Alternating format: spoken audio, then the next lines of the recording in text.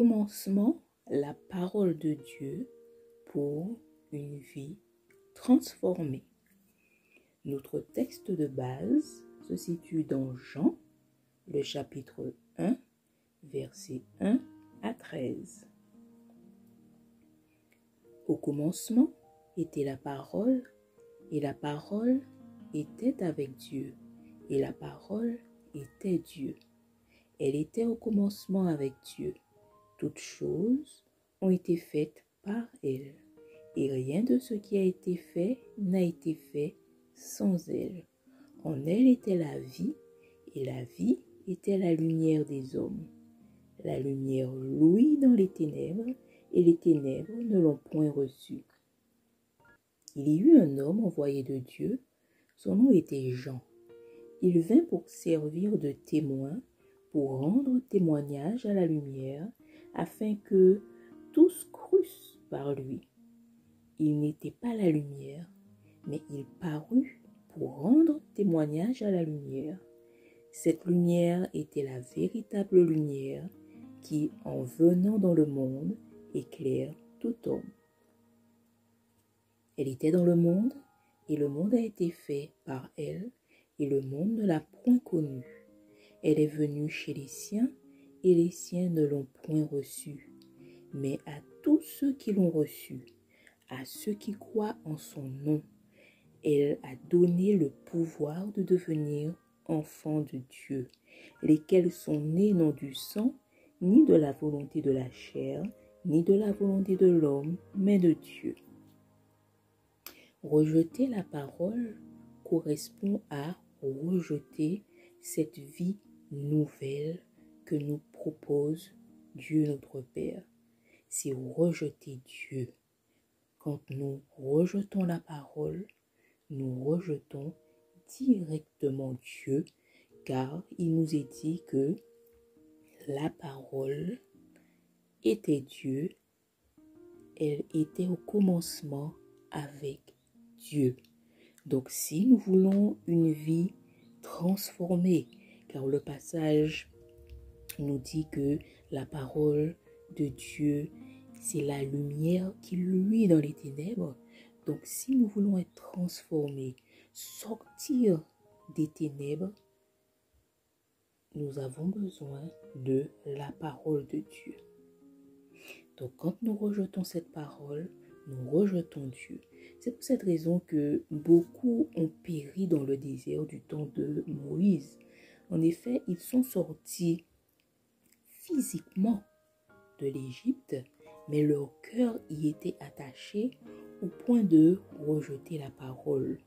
Nous nous rappelons par exemple dans Nombre, le chapitre 11, verset 5, où il est dit, donc ce sont les enfants du peuple d'Israël qui parlent. Nous nous souvenons des poissons que nous mangions en Égypte et qui ne nous coûtaient rien, des concombres, des melons, des poireaux, etc. Maintenant, notre âme est desséchée, plus rien, nos yeux ne voient que la manne. Donc nous voyons comment ils ont rejeté cette manne et qu'ils ont pleuré après leur passé. Beaucoup peuvent avoir quitté leur Égypte, leur vie du passé, c'est-à-dire la vie de débauche dans la drogue, les boîtes de nuit, etc.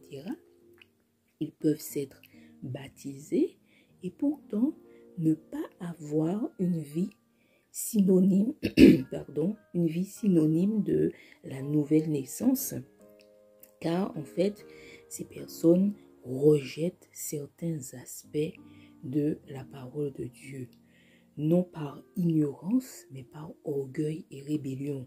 Rappelons-nous ce qui s'est passé pour la révolte de Corée, comment ils se sont révoltés contre Moïse, que Dieu a choisi pour diriger le peuple, et comment la terre s'est ouverte et a englouti tout vivant une multitude d'Israélites. Voilà, parce qu'ils ont voulu se rebeller contre la parole donnée par Dieu au travers de Moïse. À l'époque, Moïse, c'était l'image de Jésus, cette parole faite chair, venue éclairer le monde. Du temps de Moïse, Dieu l'avait choisi pour être porteur de la parole. Il lui parlait directement pour pouvoir diriger le peuple.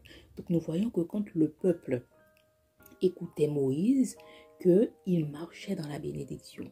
Mais une fois qu'il désobéissait,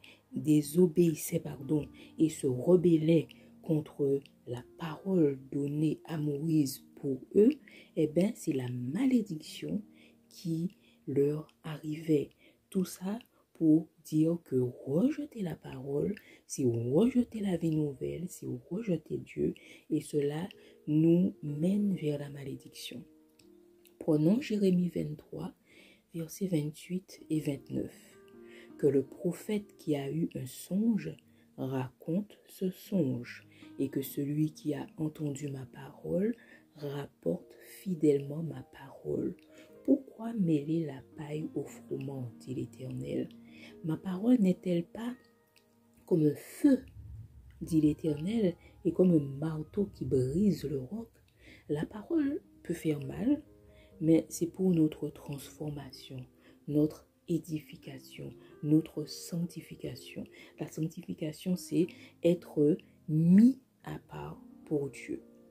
Donc, si de tout notre cœur, âme, pensée, force, nous aimons et acceptons la parole de Dieu avec l'aide du Saint-Esprit, nous serons guidés par elle et transformés. Certains des disciples de Jésus l'avaient quitté car ils trouvaient ses paroles trop dures. Nous le voyons dans Jean 6, versets 57 à 69. Comme le Père qui est vivant m'a envoyé et que je vis par le Père, ainsi celui qui me mange vivra par moi. C'est ici le pain qui est descendu du ciel. Il n'en est pas comme de vos pères qui ont mangé la manne et qui sont morts. Celui qui mange ce pain vivra éternellement. Jésus dit ces choses dans la synagogue, enseignant à Capernaüm. Plusieurs de ses disciples, après l'avoir entendu, dirent « Cette parole est dure, qui peut l'écouter ?» Jésus, sachant en lui-même que ses disciples murmuraient à ce sujet, leur dit « Cela vous scandalise-t-il? Et si vous voyez le Fils de l'homme monter où il était auparavant? C'est l'esprit qui vivifie, la chair ne sert de rien. Les paroles que je vous ai dites sont esprit et vie. Mais il en est parmi vous quelques-uns qui ne croient point. Car Jésus savait dès le commencement qui étaient ceux qui ne croyaient point et qui était celui qui le livrerait. Et il ajouta, c'est pourquoi je vous ai dit que nul ne peut venir à moi si cela ne lui a été donné par le Père. Dès ce moment, plusieurs de ses disciples se retirèrent et ils n'allaient plus avec lui.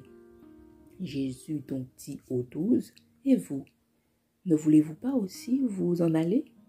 Simon-Pierre lui répondit, Seigneur, à qui irions-nous? Tu as les paroles de la vie éternelle. Et nous avons cru, et nous avons connu que tu es le Christ, le Saint de Dieu. Amen. Donc Jésus connaissait le cœur de Pierre, qui était un élu du Père. C'est pour cette raison qu'il a racheté Pierre quand celui-ci l'avait renié par la peur. Jésus a racheté Pierre en lui demandant à 3 reprises, dans Jean le chapitre 21, 15 à 17, « Pierre, m'aimes-tu » Rappelons-nous qu'aimer Dieu, c'est garder sa parole. C'est 1 Jean chapitre 5, verset 3 qui nous le dit. Le jour où Dieu voit que nous aimons sa parole entièrement, en lui étant fidèles, sans aller vers divers courants, philosophies, des fables, etc. Quand Dieu voit que dans nos cœurs. C'est sa parole, rien que sa parole. Il dit c'est bon. Sa vie est synonyme de renouveau, de nouveauté de vie. Et cela peut se faire en un seul instant, même en un jour avec l'aide du Saint-Esprit.